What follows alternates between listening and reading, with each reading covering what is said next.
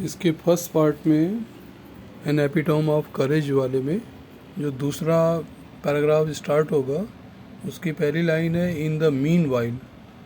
दिख रहा था स्टीफन हॉकिंग की फ़ोटो है, उसके ऊपर ही लिखा है in the mean while the disease work its way into Stephen's body and left him disabled. धीरे धीरे इसकी बीमारी इतनी खतरनाक हो गई कि उसके शरीर के पार्ट्स, हाथ पैर, ये सब काम नहीं करने लगे। डिसेबल्ड का मतलब काम न करना। He began studying the concept of black holes.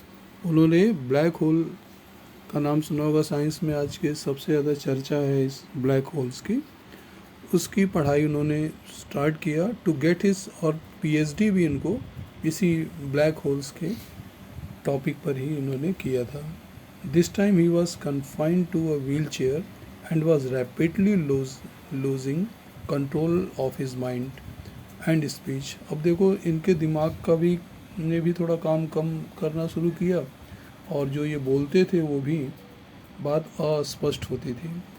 अब कैसे समस्या बढ़ी, और the study of black holes sparked his imaginations with bright ideas. अब इनके जो ब्लैक होल्स की पढ़ाई, इनमें अलग अलग विचार इनके आए जिसने बहुत बड़ा परिवर्तन किया इस कॉस्मोलॉजी के क्षेत्र में। He made many epoch making statement. उन्होंने बहुत बड़े कई सारे स्टेटमेंट्स अपने कुछ बताए। दैट सुक स्टेब्लिश थ्योरी, जिसने पहले की मान्यताओं को हिला करके रख दिया। अब यहाँ देखो ही मेड मेनी स्टेटमेंट्स रहेगा तो ये सिंपल पास्ट है, और इसका क्वेश्चन टैग बनेगा डिडंट ही। और इसका कभी कभी आता है कि मे नेम द टेंस, तो ये सिंपल पास्ट है। Scientist believe that the universe began with a big bang. Scientist लोगों को ये भरोसा था कि इस दुनिया में बहुत बड़े चमत्कार होंगे, कुछ धमाका होगा। To explain his concept better, Stephen invented that is known as Lie algebra. Though confined to a wheelchair with no control over his body save a finger and with a computer to help him. अब ऐसा इनके साथ एक computer को भी attach कर दिया गया कि जो कुछ, अब वो ऐसा कंप्यूटर था जो ये जो सोचते थे वही उसमें आ जाता था कि ये सोच रहे हैं, क्योंकि ही कैनॉट स्पीक, वो बोल नहीं सकते थे। Doctor Hawking is an authority on profound subject of science. और डॉक्टर हॉकिंग को एक साइंस का बहुत बड़ा ज्ञाता, बहुत बड़ा विद्वान माना जाता है। Numerous honorary doctorate and awards have been bestowed on him. अब देखो इसमें भी ये पैसिव वॉइस है, क्योंकि बीन लग गया ना, बी बीन और बीन जहाँ लगे वो पैसिव वॉइस है। उनको बहुत सारी ऑनर, बहुत सारे सम्मान दिए गए। He is fellow of the royal society and a member of US national academies of science. और ये यूएस नेशनल एकेडमी के भी मेंबर बने।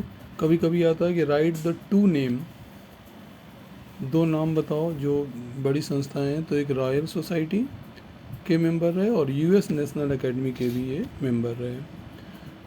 कभी कभी ट्रू फॉल्स में आएगा कि he was member of Indian scientific culture, तो ये रॉन्ग हो जाएगा। जब रॉयल सोसाइटी लिखा रहेगा तो ये राइट होगा।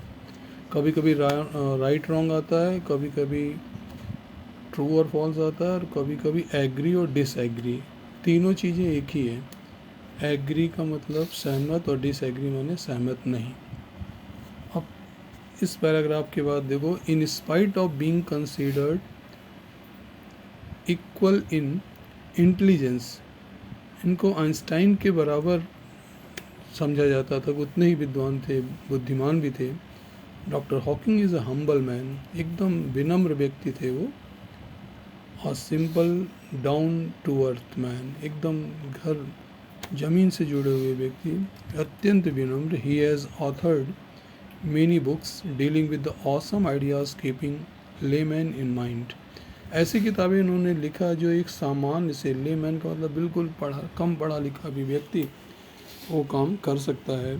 His writing is full of wit and humour. उनकी जो लिखने का जो काम था is full of wit and humour. उसमें बहुत मजाकिया भी थे, बहुत अलग अलग मजाकिया प्रसंग थे।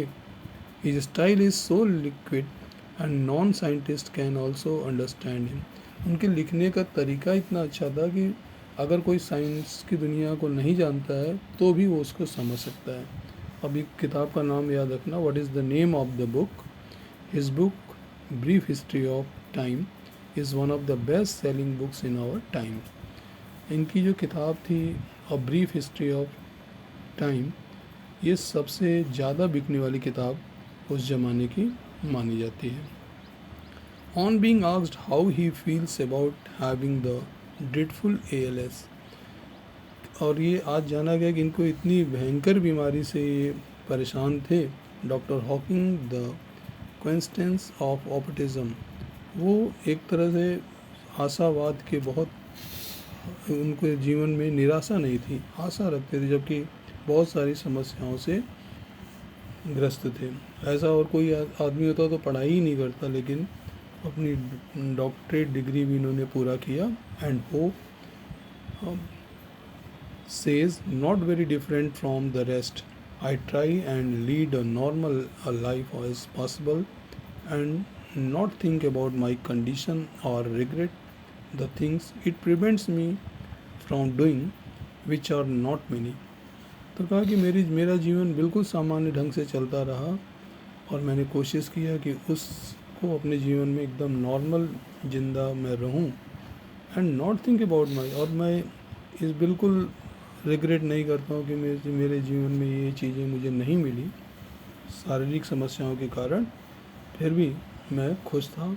Doctor Hawking formally believe that in the next millennium, अगले जो कई सौ सालों के बाद, science will discover the core secret of the universe, secret of universe. ये दुनिया की बहुत सारी रहस्यों को ओपन कर देगा। Its origin, it's history and may be even predict it's ultimate demise. Like Dr. Hawking, there are many people who display exemplary courage in their lives. Doctor Hawkins की तरह दुनिया में अन्य लोग भी हैं जिन्होंने अपने करेज को एकदम ऊंचाई तक लाया। Let us salute all those brave people. हम लोगों को ऐसे महान व्यक्तियों, बहादुर व्यक्तियों को सैल्यूट करना चाहिए। Who in spite of being disabled strive to their best, जो अन्य सारी परेशानियों के बावजूद उन्होंने जीवन को अच्छे से जिया। इस कहानी से बहुत बड़ी हमें एक लेसन मिला कि अगर शारीरिक प्रॉब्लम भी रहे, आर्थिक प्रॉब्लम रहे, तो भी हमें होप नहीं छोड़ना चाहिए। And hope is the best thing in the world. और आशा हमारे जीवन की सबसे बहुमूल्य और इम्पॉर्टेंट वस्तु है जिसे हमें लूज़ नहीं करना चाहिए। And it is known hope is life, आशा ही जीवन है। और ये वर्कशॉप जो है उसको भी देखोगे, वर्कशॉप पूरा तुम्हें क्वेश्चन आंसर के साथ मैच द कॉलम जैसे दिया है, इसको कर लो। ये 2 नंबर का रहता है।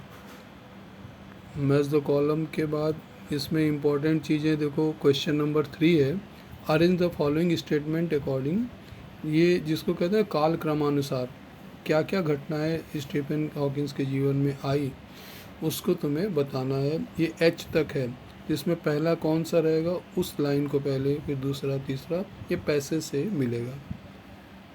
उसके बाद देखो होमोग्राफ्स दिया है। होमोग्राफ्स ऐसे शब्द होते हैं जो बोलने में एक जैसा रहेगा लेकिन उनके अर्थ अलग अलग। जैसे एक सिंपल तुम्हें शब्द बोलूँ वॉच, वॉच घड़ी को कहते हैं और वॉच का मतलब देखना। तो ऐसे कपल है, माइंड है, स्पेस है, साउंड है, लेफ़्ट है, लेफ़्ट बाएं को कहते हैं, और लेफ़्ट माने किसी चीज़ को छोड़ देना। तो ये सारा तुम लोग को इसके विच मीन लिखने हैं कॉपी में। उसके बाद एक लैंग्वेज स्टडी का जो है ये मैं तुम्हें आंसर भेज रहा हूँ, इसको देख करके लिख लेना। ये पूरा जो है वर्कशॉप ना यूट्यूब में इसके पूरे आंसर लिखे हैं। इम्पॉर्टेंट क्वेश्चन का नंबर बता देता हूँ। पहला मैच द कॉलम, ठीक है। दूसरा, तीसरा क्वेश्चन, चौथा होमोग्राफ। उसके बाद अन्य प्रश्नों को लिखने की ज़रूरत नहीं पड़ेगी। फिर तुम्हें लैंग्वेज स्टडी में भेज दे रहा हूँ। लैंग्वेज स्टडी में वर्ड चेन बनाना होता है, जैसे एडजेक्टिव का होगा, नाउन का होगा, उस तरह से। तो आज के लिए बस ये तुम्हारा दोनों, ये पहला स्टीफन हॉकिंग का दोनों पार्ट हो गया। अब इसमें ग्रामर और पैसेज भेजूँगा।